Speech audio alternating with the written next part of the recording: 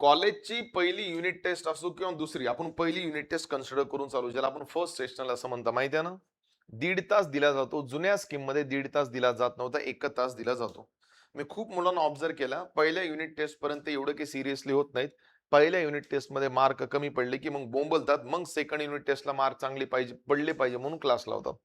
So पहिल्या unit taste मध्ये जर मला वाटतं की तुम्हाला जर चांगले मार्क गेन करायचे असतील ना, तर थोडा अभ्यास तर करताच, अभ्यास सगळेच पोरं करतात, it's not a big deal, पण थोडं प्रेझेंटेशनला पण तुम्हाला महत्व दिलंच पाहिजे, त्यात दुसरा काही ऑप्शन नाहीये. कुठल्या पण युनिट टेस्टचं प्रिपरेशन करत असताना माझ्या मते कुठल्या पण कॉलेजचा फॅकल्टी पहिले किती चॅप्टर टाकेल? 2 चॅप्टर. मग तुम्ही म्हणाल की सर आम्ही सगळंच करायचं का? जो हुशार कॅन्डिडेट असतो, टॉपर कॅन्डिडेट असतो, ब्रिलियंट कॅन्डिडेट असतो, तिच्या अभ्यास करण्याची स्ट्रॅटेजी बाकी स्टुडंट सोबत मॅच नाही होत. सो समजा मला जर प्रिपरेशन करायचं युनिट टेस्टसाठी, तर मी हे बघणार नाही आय-एम-पी कोण आहे किंवा कोण नाही, कारण कॉलेजच्या फॅकल्टी सोबत फ्रिक्वेन्सी मॅच होत नाही. सो मी सगळंच प्रिपेअर करून जाईल from first beat to the last beat. तरी पण तुम्हाला वाटते की नाही सर, आमच्याकडे वेळ कमी आहे, तरी पण आम्हाला मार्क गेन करायचे, तर जेवढे काही मोस्ट वॉन्टेड क्वेश्चन आहेत, तर माझ्यामध्ये प्रत्येक चॅप्टर मध्ये 7 किंवा 8 क्वेश्चन असे असतात, जे कसे असतात कोण सांगेल? मोस्ट वॉन्टेड असतात, ज्याच्यामध्ये ज्याला एक्झाम मध्ये विचारण्याची प्रोबॅबिलिटी सर्वात, असे 7-8 क्वेश्चन काढून ठेवायचे. पहिल्या चॅप्टरचे 7 प्रश्न, 7 बी लई झाले, मी तर 5च म्हणेल. पहिल्या चॅप्टरचे 5 क्वेश्चन, दुसऱ्या चॅप्टरचे 5 क्वेश्चन, 10 झाले. 10 ॲक्युरेट पाठ करायची सिस्टमॅटिकली. मग याच्यातून वेळ भेटला तर बाकी क्वेश्चन कडे थोडं मूव्ह करायचं. आणि तुम्ही मला मग सर आम्हाला कसं कळणार कुठला क्वेश्चन आय-एम-पी आणि कुठला क्वेश्चन आय-एम-पी नाही? हे कॉलेजच्या फॅकल्टीच्या एक्सप्लेनेशनवर डिपेंड आहे. जसं तुम्हाला पण थोडी कल्पना आली असेल, मी जेव्हा युनिट टेस्ट क्लासमध्ये कंडक्ट करतो, तुम्हाला पण एक थोडी ट्रिक कळून जाते की यार सर कुठलं बीट विचारू शकतात. माणसाच्या ना बोलण्यामध्ये खूप काही लपलेलं आहे. आणि मी असं ऐकलेलं आहे की तुम्हाला तुमच्या कॉलेजमध्ये आय-एम-पी क्वेश्चन पण दिले जातात ना, मग तुम्हाला त्याच्या बाहेरची प्रिपेअर करायची गरज नाही. फक्त न्यूमरिकला प्राधान्य द्या. पेपरला जाण्याच्या अगोदर मला आता एवढा तर वेळ तुमच्याकडे नसतो, पण पेपरला जाण्याच्या अगोदर थोडं लिहून प्रॅक्टिस करायची. फॉर्म्युले वाचायचे नाहीत, फॉर्म्युले लिहायचे, उजवात चालला पाहिजे. डायग्राम वाचायचे नाही, डायग्राम ड्रॉ करायच्या. न्यूमरिकल्स वाचायचे नाही, न्यूमरिकल सॉल्व्ह करायचे. न्यूमरिकल कसं सॉल्व्ह करायचं मी सांगतो. समजा किती मार्काचा न्यूमरिकल सॉल्व्ह करतोय मी? किती? एक न्यूमरिकल आर-एल-सीचा.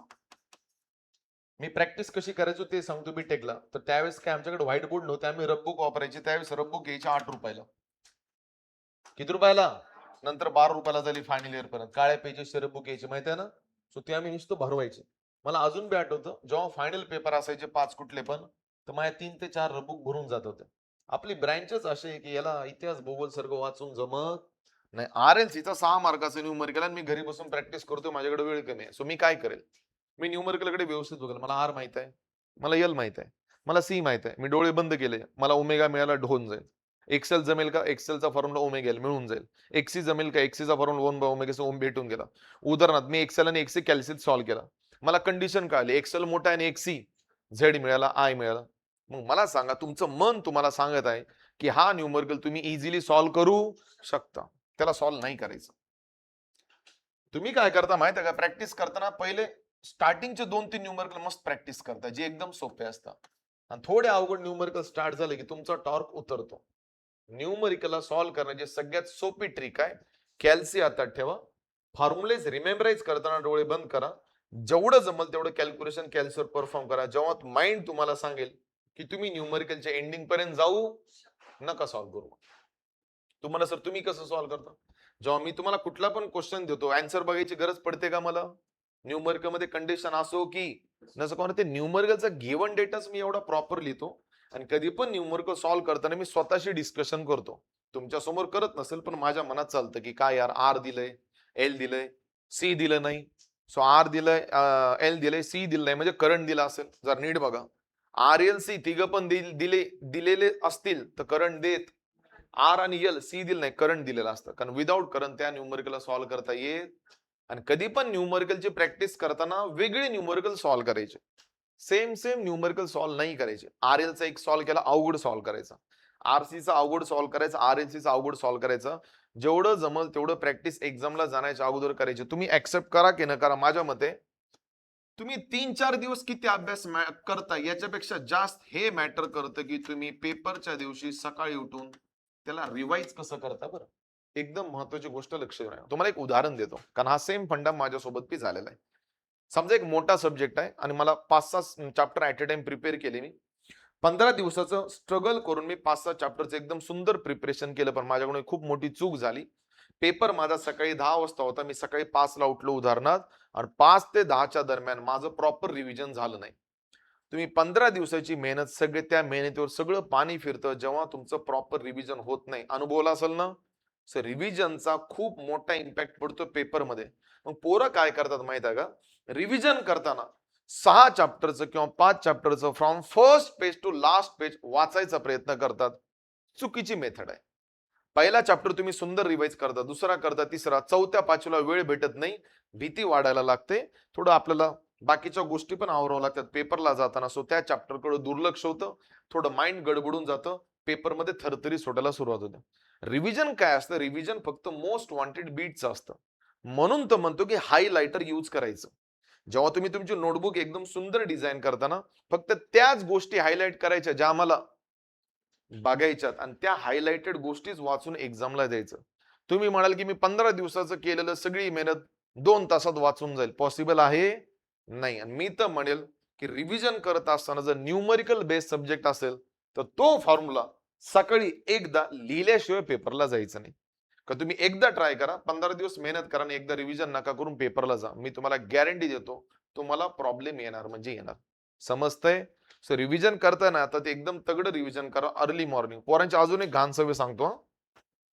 तुमचा पेपर उद्या आहे ना, हे पोरं रात्री 2-3 पर्यंत बसतील. बसत नाही कोणी म्हणा.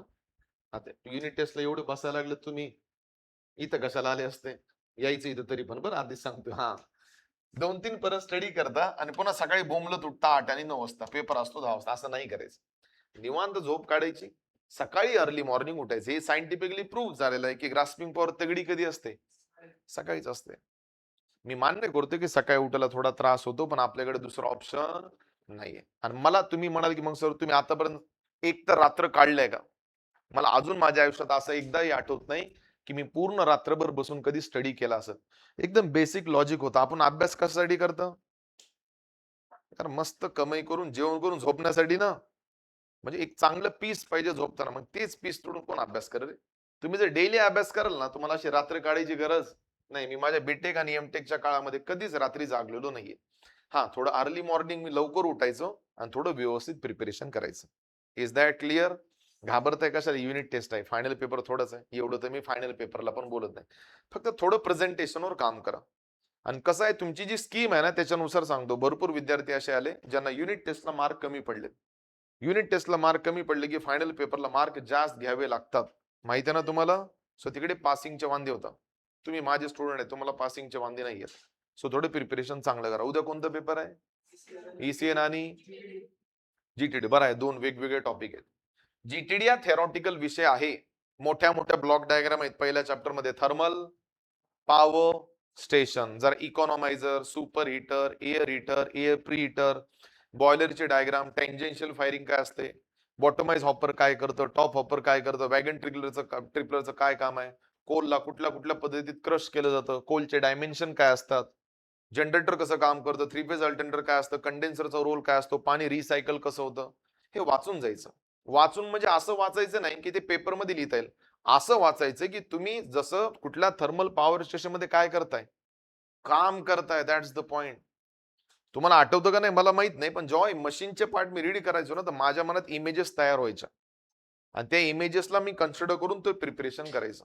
सो माझ्या मते उद्या दोन्ही आहेत बऱ्यापैकी चांगला. ECN पहिला आहे का दुसरा आहे? पहिलाच आहे का? Very good. चांगला जाईल पेपरला, फक्त चांगली प्रॅक्टिस करा. समजलं? एवढं तर क्लिअर आहे की जेवढं टीच केलं जातं त्याच्या बाहेरचा पेपरमध्ये क्वेश्चन येत नाही. पण कसं आहे, तुमच्या कॉलेजच्या फॅकल्टीच्या फ्रिक्वेन्सीला माझी फ्रिक्वेन्सी मॅच नाही होऊ शकत. तुम्हाला जर एखादा नवीन क्वेश्चन आढळलाच, माझ्याकडे घेऊन येणार, त्याला मी सॉल्व्ह करून देते. ऑप्शन मध्ये असतात ना 7 पैकी 5 वगैरे, तर त्याचा चांगला युज करा. 1.5 तास पेपरच्या बाहेर यायचं नाही जोपर्यंत तुमचा माइंड तुम्हाला म्हणत नाही की मला आउट ऑफ मार्क पडू शकतात. एक्स्ट्रा क्वेश्चन सॉल्व्ह करा, फरक पडत नाही. मी एवढंच तुम्हाला एक लिटल बिट सांगू शकतो. अंडरस्टँड? घाबरताय कशाला?